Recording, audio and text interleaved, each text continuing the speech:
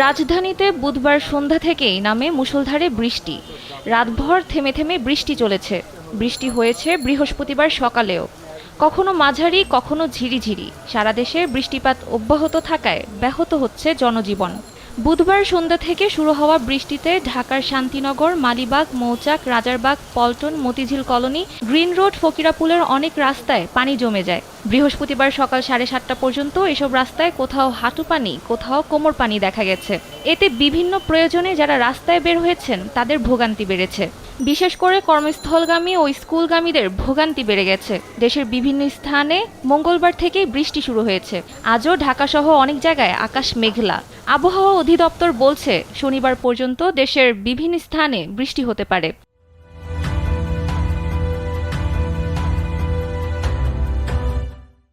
এ সময় কোথাও কোথাও ভারী বর্ষণেরও সম্ভাবনা আছে। মৌসুমী বায়ু সক্রিয় হয়ে ওঠার কারণেই বঙ্গোপসাগরে গভীর মেঘমালা সৃষ্টি হয়েছে।